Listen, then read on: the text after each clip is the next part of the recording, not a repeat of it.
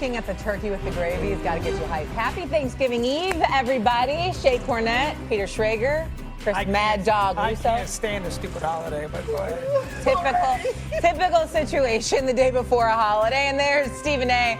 looking fly in his Miami outfit. Look, he's ready. He's got the Miami music going on a Wednesday. Like, people are ready for the cold now, Stephen A. Okay, with the music. We're ready for the cold around here.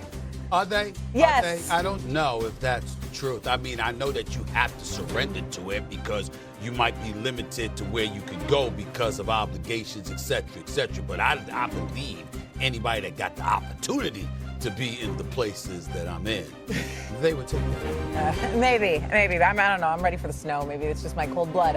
Kimberly Martin's going to join us later on, along with special guest Paul Hyman. In the meantime, yes, tomorrow is Thanksgiving, and we have 3 meaningful football games. And right around when that turkey is going to be served, so will 2 great quarterbacks going head-to-head when the Chiefs face off with the Cowboys. Dallas has won 2 in a row. They're clinging to their playoff hopes. Chiefs are in need of stacking wins, and they hope to do that on Thursday afternoon. Here is what's going to happen. Okay, take a listen.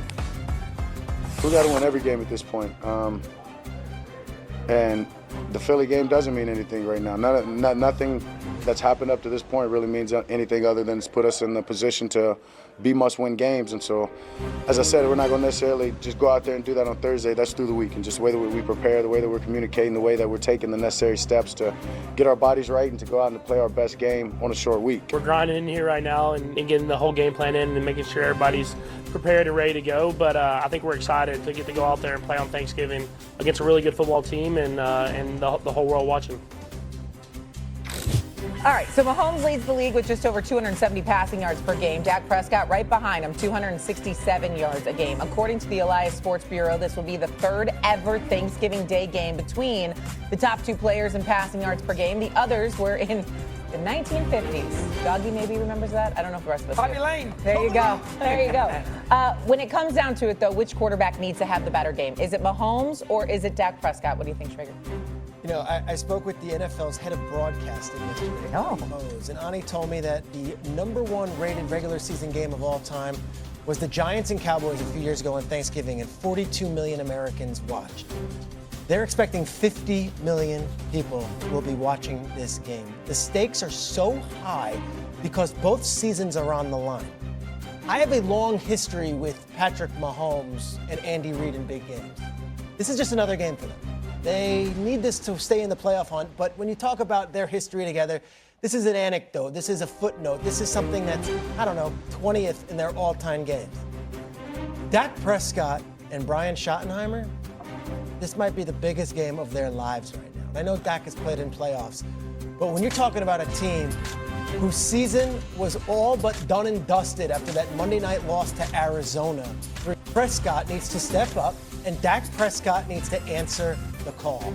He's done it the last 2 weeks.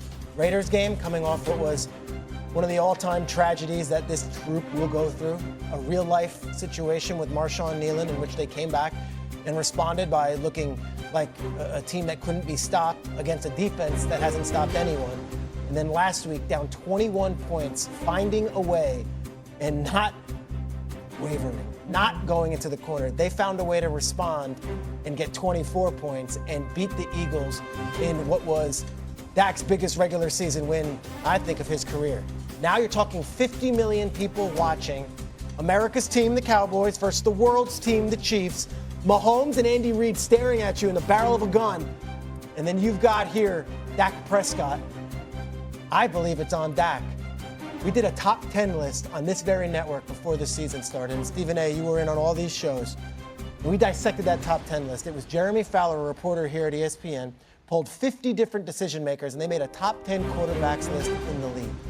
Dak Prescott wasn't included on the list and didn't even get mentioned on these shows. Dak Prescott, the moment is yours. 50 million people watching, go on Thanksgiving Day. Okay, so Dak Prescott for Schrager. What do you think, Stephen? Shay, move out the way, because I need to make sure I got an angle right at Peter Schrager here right now. I mean, what the hell was that? You sounded like you were in a therapy session. You sounded like you lost your best friend and you're sitting down with a therapist and you're talking to, this is America, there's 50 million plus people watching a football game, right? Listen, what the hell was that? Here's the deal. Patrick Mahomes is the answer to this question.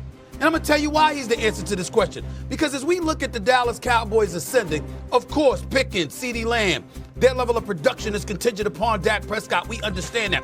But we also see Quentin Williams balling. We also see the changes that have taken place in their defense since Williams, since Logan Wilson, since Overshown has come back. We've seen the Dallas Cowboys elevating collectively.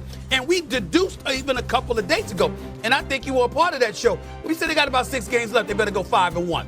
I think this is the one loss. They're going to win, then they're going to run the table and win the next 5. They got to go 5-1. But that's the conclusion that we came to.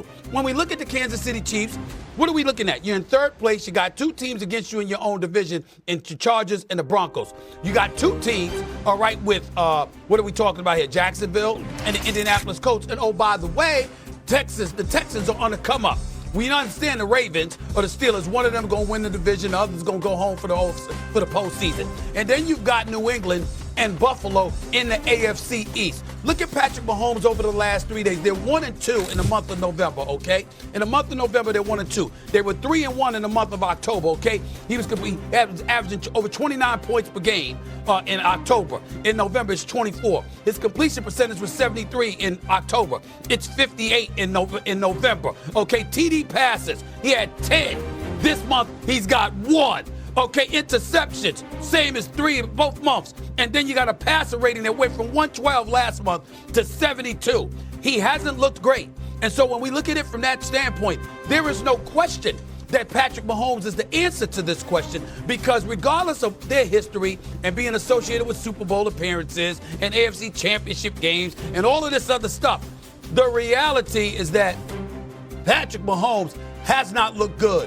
And the chances of Kansas City winning on Thanksgiving in front of 50 million plus people with their playoff lives on the line in all likelihood is slim to none if that brother can't give you something. Because their defense, even though it's good, bottom line is you still need all the help you can get. You don't have a running game. You ain't running a damn football. Travis Kelce, we love him, but he ain't what he used to be. Rashee Rice has been a stud, but you need help from Xavier Worthy and the rest of the crew.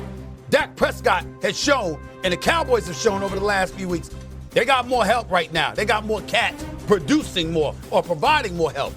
Patrick Mahomes, not necessarily so. A lot is riding on him tomorrow. He's the answer to this question. I hate the question. Sammy, Tayuchi, do a better job, will you please? They both need to play well for their teams to win, because if Prescott doesn't play well, Dallas is going to struggle. And if Mahomes doesn't play well, they're going to struggle. This is a very tricky game. Very tricky game to call, because let's face it, the Chiefs were not that great last week against Indianapolis. I mean, they were not great in the game. Indianapolis' offense and Daniel Jones in the second half was atrocious. And the Chiefs were very sloppy. A lot of long drives resulting in field goals. Didn't put the ball in the end zone. They were not great. And Dallas was down 21-0. And the Eagles collapsed offensively, and they fumbled twice and takes a sack on 3rd and 3 and everything else. So, and when you get right down to it, at certain times last week, both QBs were not great in the game. Now, one thing, CeeDee Lamb, catch the ball. Will you please? I've had enough of CeeDee Lamb being up there on his Jerry Rice level. He killed him in the first game against Philadelphia on the Thursday night. Catch the football. All right. First off, make the team meetings and catch. What do you have? 5 drops last week? Drove me crazy. And I bet Dallas. Career high in drops. Career high. I needed it. But listen, I think if I had a pick, I'll go with Steve, because I think the Chiefs are more dependent on a big game out of Mahomes than the Cowboys necessarily would be out of a big game out of Prescott. But I think it's basically even, because if either one of these QBs has an off day, this game is so tight and the offense is so much important with the 2 quarterbacks that I don't know if they can overcome it. So generally, the question's terrible, but generally speaking.